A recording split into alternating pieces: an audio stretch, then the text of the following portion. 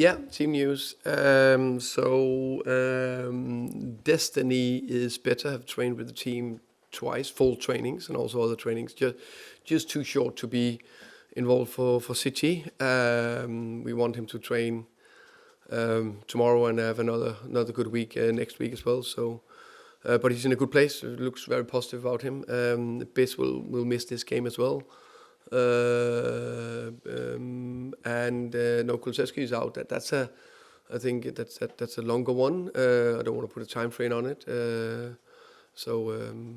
Yeah.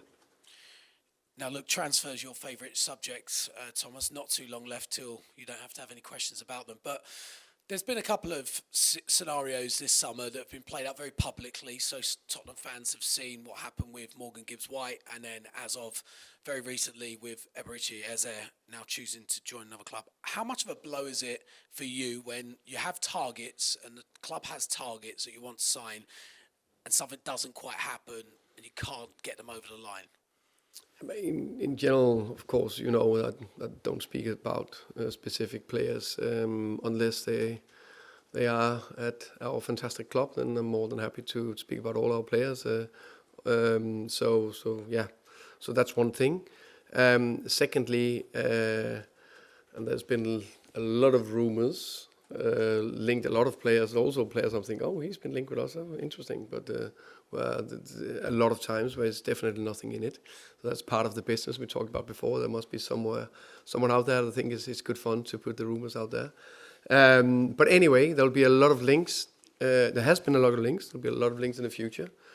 And so just to generalize that, to make it very, very clear, I don't want any players that don't want to come to the club. They don't want to come to the club and wear this fantastic badge, then we don't want them here. I think that's very clear. And also pretty sure that the fans will feel the same. If they don't want to put the fantastic shirt over their head, play for the badge, play for the club, really enjoy it, no problem. Then we don't want them there. So I think that's a key message. What message would you give to those fans, though, who see those names, probably understand everything you're saying about wanting to come here, but maybe set their hopes and expectations on those players potentially coming? What's your message now to fans, considering there's only 9 days left in the window? I think, as I said, there's a couple of things. I said it many times, I'll say it again. The club is working very hard to see if we can strengthen the squad, and we only want to strengthen the squad with players that we think is good enough or can improve the squad. So that's they've done from the beginning, and that we'll continue doing to the end of the window. And Thomas, look, you spoke about Richarlison quite a bit. You've been asked lots of questions on him. Started very well under you the first couple of games. There's still plenty of talk about where his future lies and whether he was included in a potential deal with another club to bring in a player. I'm trying not to mention any names right now. What's the message to him when there are rumours circulating or there is potential that he might be used to bring in some other players? What's the message to him? Because I'm sure you want him firing on all cylinders for you when you've got him. Right now, he's my starting 9. He's scored 2 fantastic goals. He had 2 top games. He's the Brazilian number 9. He's a very good player. So I'm very happy with him. Rich, you want to stay? I want to keep him. There's been no talks about anything else. He's done well for us. Thanks, Thomas. Okay. Afternoon, Thomas. Afternoon. In terms of your creative options at the moment within the squad, I mean, how do you view that area of the pitch? And, are the club actively looking for a player in that particular area? I think we just played the first game, scored 3 goals. So I think that was pretty promising. I know it's a long season and we don't need enough players and players with different abilities. I think in some of the players we have, Kudos I think is got that spark and creativity. I think Wilson does it well. I think Mattis Tell can play different positions. We've got 2 good strikers in Dom and Richie, and then Brennan, the deep runner. So I think we've got how can you say, variation up the pitch. But again, we look out there, and if there's anything that can strengthen it, and that is in all areas, then we're open for it. clean sheet last weekend, and of course you employed a back four last weekend. We saw a back five against PSG. In terms of your extensive experience of facing Manchester City and going to the Etihad Stadium, and really taking them down to the wire, because I think last season it was 2-1 to City in that game at the Etihad Stadium. What do you feel is the best approach to getting a result there and against City? I think I don't think there is a go-to system or go-to approach. That is something we are working hard on, of course, the way with our principles. I think the main thing is that we need to go there and be brave. We need to have enough spells on the ball where we can control phase 1 and 2. I think would be a big area. And then I think it's a team that has been except from last year, I think the 4 or 5 years before that, they were probably the best team in the world. And there's no doubt that they want to bounce back. They've definitely been active in the transfer window. If I know Pep well enough, he'll do everything he can to have demands, but also to push the players and want to bounce back, and they'll come flying out. So we definitely need to be good on the defensive side of the game, but that's not only loads, it's also hopefully being brave in the high pressure. So I think it's about brave and aggressive is 2 keywords. I mentioned the game against PSG. Obviously, it was a really good performance for around 80 minutes. I know the result wasn't the one that you'd wanted. A great performance and a result against Burnley last weekend. So if you were to go to the Etihad Stadium tomorrow and get a positive result, what kind of a message do you think that would send out to everyone? What kind of a marker do you think it could put down early on in this campaign? No, I think the next game is the most important game, and that is against City. One of the 3 big contenders for the titles. We know they're a fantastic team, a fantastic manager. So to get a result there, but also with a good performance, that will just build a bit on the momentum and the bits we have here. So we are fully confident. We believe we can get a result there. That's what we're playing for. To be brave, but also extremely respectful about Manchester City. Thanks, Thomas. Thank you. Hi Thomas, how are you? I'm good, thank you. You stated earlier you only want players to come and play for you at this club that want to wear the shirt, really want to wear the shirt, and really committed. In that respect, is it a positive then that the player you were chasing this week, who is an Arsenal supporter and has wants to go to Arsenal, actually looks like he's going to join Arsenal rather than come and join you? I don't know about whoever the player is, whoever they support.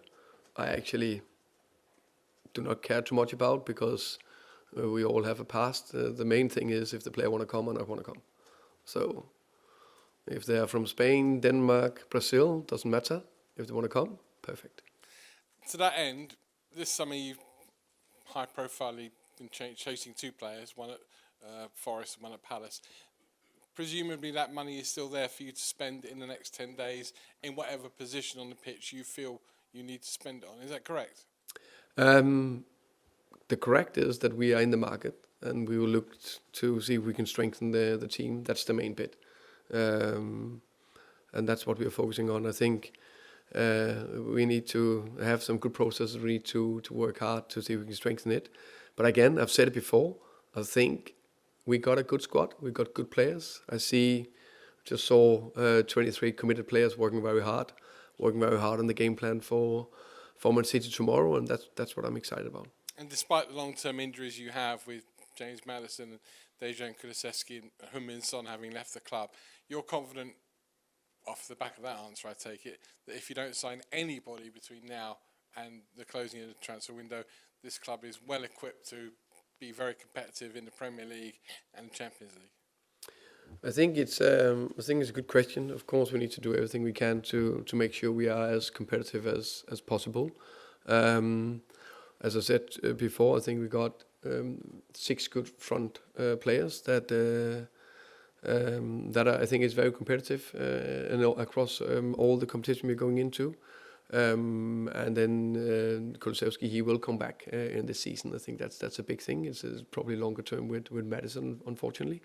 But I'm also pretty confident that we will sign a player before the end of the window. Ali. Thomas. hi. It's kind of following on from that in a way, and I guess it's about those numbers. It's about Kudus and Palhinha coming in as the two new faces, but then Sonny and Madders going out. So is the squad really stronger than the one you inherited when you first came in? You can say that's 2 players in, 2 players out, so probably pretty similar, I would say. But also, as I said, I think my first press was that I think it's a good squad. I think there's some talented players. I think there is some quality players in there as well. So probably the same level, but I think that's good. And then it's up to me together with the players and the staff to make sure we can compete. And then, as I said, we do what we can to strengthen it. I think you said in a previous press conference, ideally every manager would like players in early in the window because you can work with them and everything. Yeah.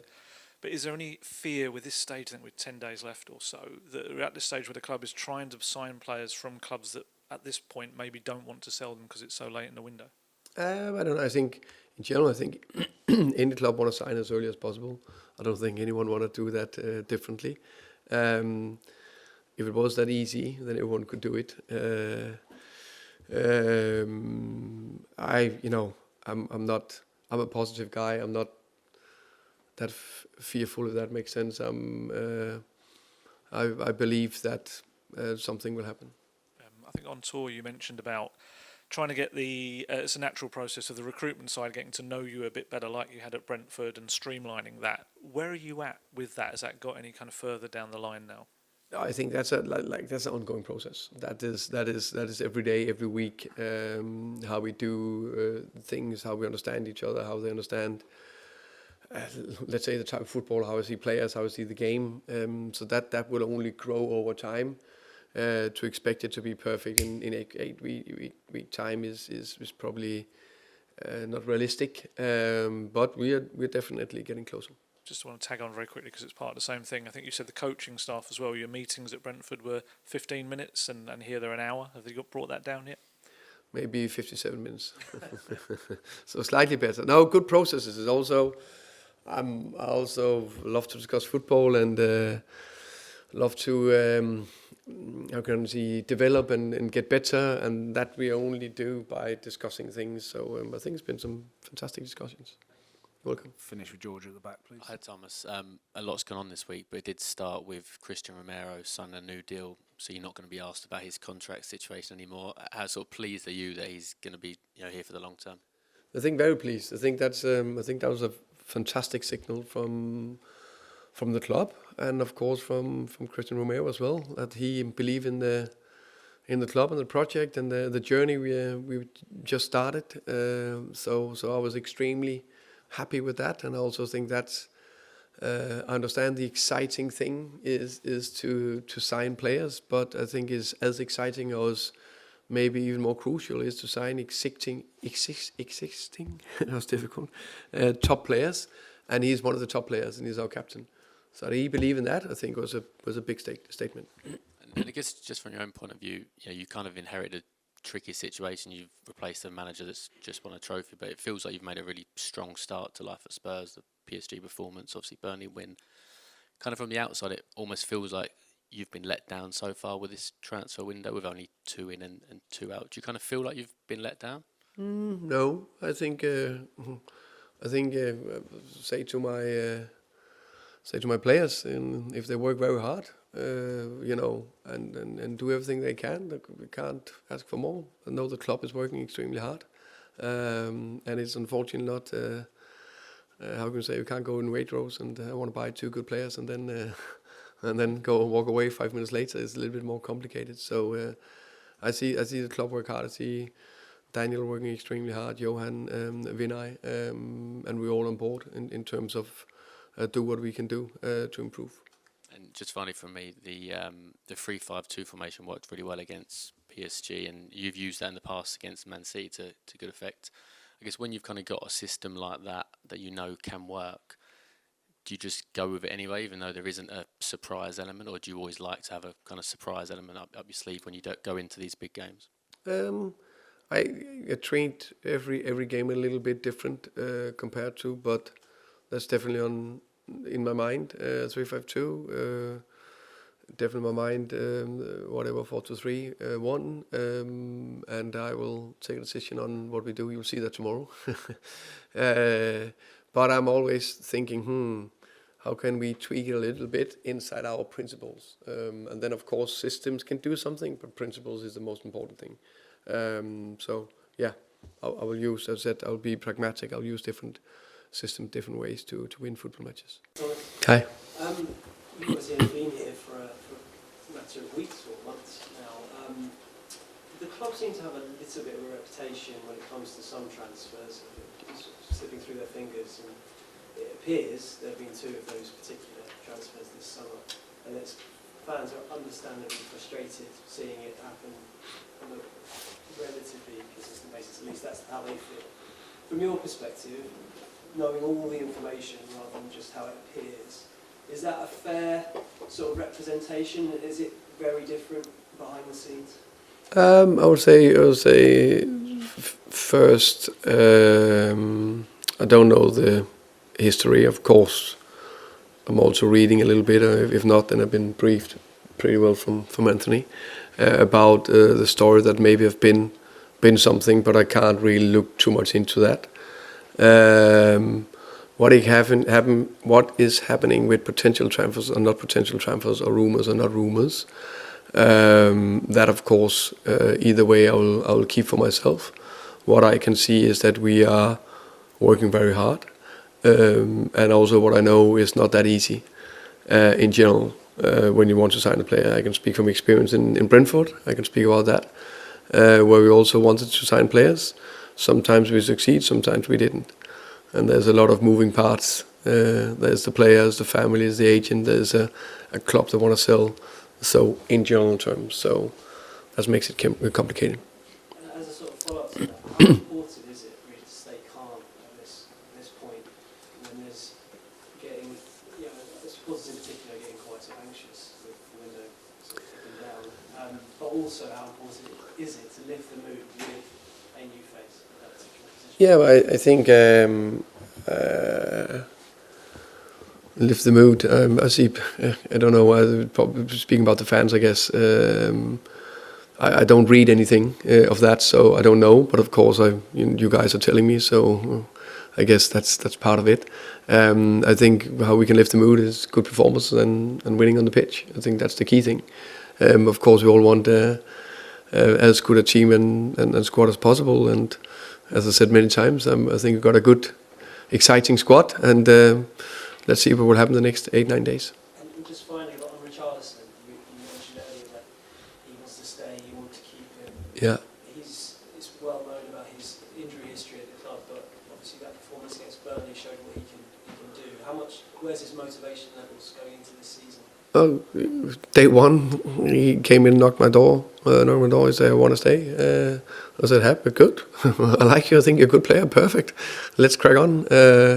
He's been working very hard, very committed. Gym on the pitch. He has trained every session. There was one game we took him out of because of the injury history.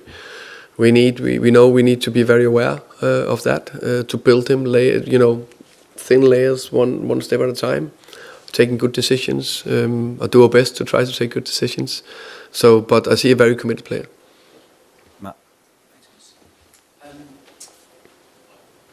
Can you tell us any differences or similarities between a transfer window at Brentford and a transfer window at Spurs? Exactly the same, or is it different? I think it's not. I think it's not too different. Of course, I think the big thing I don't know here, and I didn't know in Brentford, is that what is actually happening when they're negotiating. So that's the same for both places. So that none of us know anything about unless you're sitting in that room. I only have done that once. That was a very good story. That's for another time. And that was in Brentford. Yeah, they'll come another time. I promise you that. That probably no cameras and over a beer. That'll be good. But I think both places have good processes. Both places have good recruitment. How can you say strategies? So when I walked in and see what Johan and Rob have done here at Tottenham, There's a lot of similarities what Lee and his team did in Brentford. And then I think the working process in terms of how we decide players, I think it's been good. I think it need all to be a collaboration between the key stakeholders, and then we need to take good decisions. Can I also ask on a slightly different subject? I think when you came, a lot of people that we talked to said that you're a flexible coach. We saw you play one way against Paris, but perhaps the other end of the spectrum against Burnley. When you go from one to the other, do you just flick a switch? Have you got things that you say to the players and say, like, this is this game, this is that game, or are you in between on a sliding scale? No, I try to be very clear. I think I'm how can you say, I'm very direct as a person in terms of what I want. I said no, yes, no, this I want. So they're hopefully clear in terms of what I would like to see from the team, and also try to believe in simple messages and have maybe 3 key areas, and then try to create a narrative about each game. And that cannot be too big, because it's probably 2 or 3 key areas that will win us the game, or hopefully maximizing winning. And then we know there's a lot of other areas that will affect it. Those 3 key areas, the same every time? No, let's change. So that was 3 key areas for PSG, 3 other key areas for Burnley. And the 3 key areas for tomorrow I'll not tell you. You can't tell us what they are? No, I will keep it. Not for tomorrow, but from the past? Or? Yeah, no, for example, Burnley was big on crosses, for example. Enough numbers in the box, so it's not, if you how can you say, look through our games, you can probably how can you say, analyze it and find out. So that was a key thing. I think obviously you could see set pieces against PSG was a big thing, for example. So yeah, welcome. Matt. Hi Thomas. When you sort of miss out on key targets of the club appear to have this summer. If we miss out, you never know. Hey, there's only a lot of rumors out there. No one has confirmed anything. Okay. In that scenario, would there be a danger that a club could maybe sort of jump into something that isn't necessarily right in an attempt to sort of flip the optics and change them? I think in any transfer we need to do, or we will do, or have done, it's very rarely you feel 100% sure, because you're always aiming for that perfect player, and there are very few perfect players. So and in any decision, we need to be as how can you say, confident and in what we want. And you can say when the clock is ticking down, you can say that there can be a danger. But I think is as key, we can't be sloppy and take a bad decision in the beginning of the transfer window. So I think it's the same focus. And you said one of your early answers that transfers are always hard. They were hard at Brentford, they're hard here. Did you maybe expect coming into Spurs, the Champions League club, it may be a bit easier to get sort of those top targets and make those major signings? If I'm honest, no. It's the same problems, just have a few more quids to spend. Same problems, same challenges, it's just different bracket. And on reflection, when you look back, obviously the chairman of the club spoke earlier this summer about the need to win the Premier League and met those kind of targets. Do you think now those were helpful comments, or that sort of raise an expectation about how the club might act in the transfer window to sort of match that? I mean, if I'm honest, I'm not thinking too much about it. I think that's very... there'll be a win of Premier League in, 9 months' time? I can't even... It's so far away. I'm focusing on one thing. Go up to Manchester, do my very best to win and get 3 points. And after that, they'll focus on the next game. Dave. I was just going to ask you about Eze. It feels like you're a bit nervous about saying his name. I don't know if I'm allowed to... You can say Eze as long as you want, as much as you want, yeah. I mean, what I'm trying to get to is that I think everybody in this room knew that if he had the option to go to Arsenal, he would have taken that option, basically. So, was it, I don't know, maybe you can talk a little bit about the risk and the details about pursuing a player who we all feared might go to another club if they were there for him, which it feels like they always were.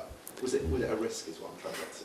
No, unfortunately, I'm going to repeat myself a little bit there. I would love to. You can name Eze, you can name Gibbs White, you can name I can't even name the thousand other players. Probably have a list that we've been linked with. Well, you carry on with But this. yeah, exactly. No, but been plenty of players out there in the whatever last 5-6 weeks. I could mention them, but I will not go in details with any players that's not here. I also just wanted to say that you've made such a good start, PSG, as we've discussed PSG, Burnley. I know it's only early days, but it feels like when one thing goes wrong, the mood can change quite quickly here. Ange talked quite a lot about that. Okay. I just wondered if that's something you're aware of and you need to address in any way. Besides the positives as well. I think I'm too positive a guy. I'm not saying that I can't be, how can you say, either overwhelmed or whatever. But right now, we have had 2 good performances. We've lost in penalty shootouts. We haven't actually lost a game yet. 2 good performances. We got 2 good players in. Kudus, I think, been exceptional. Paulinho, I think, would be very good for us. Going to Manchester tomorrow, I have a big belief we can do something. Big respect against the best team in England the last 5 out of 6 years, something like that, 4 out of 6 years. So yeah, I'm quite positive. Just finally from me, Pep said some very nice things about you after. Do you remember the game last season? Yeah. And he said, I think it was words to the effect of Thomas Frank is destined for a top job. I don't know if you remember that. And Yeah. There's a lot of respect there from Pep, and I guess the feeling is mutual. Yeah, definitely. No, of course, that was very pleasing comment. Of course, I believe in myself, but the journey I've been on to get that comment from the best coach in the world is of course very nice in many ways. So he's a coach I've been studying for many years, and of course really in depth in Barcelona. Probably watched everything back then what they did, and I think he has changed football the way he has done it. All the rest of us, we just try to follow up and either do small tweaks. Welcome. Hi Thomas. Hi. Last one, I think. When you arrived, I remember you saying, everyone happy, everyone smiling. Do you does it surprise you the kind of strength of feeling that is attached to the transfer window these days? It feels like fans are swayed almost more by signings maybe than even results. That's the good thing by not reading anything. So I'm not, so of course I'm aware that you guys are saying it or whatever. But if you don't read it, you don't get the same feeling. I think that's one thing. Hopefully we're just going to win all our matches. But as I said in the first meeting, we'll probably lose some matches and they can be tough days.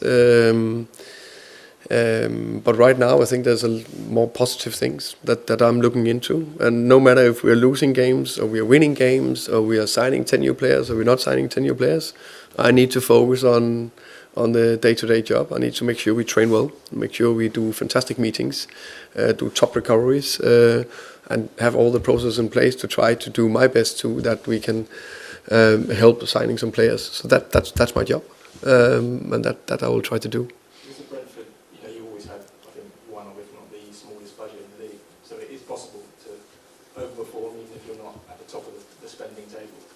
Yeah, definitely. I'll definitely also hope we can overperform here. That's the aim. But the funny thing, I was never thinking about overperforming. I just so big believe in. I know that we had one of the smallest budgets, so of course when you see it afterwards, it makes you a little bit proud that you can do that. But I was just focusing on trying to develop the players, the team, winning, and then in the end it worked quite well.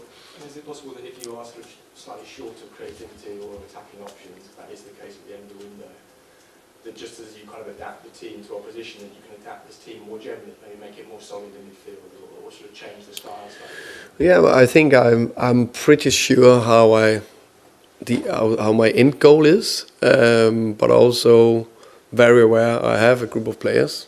Those are the players I need to work with, and I need to work with them inside the principles and how I wanna play. But of course, depending on their qualities and abilities, then I will tweak it accordingly.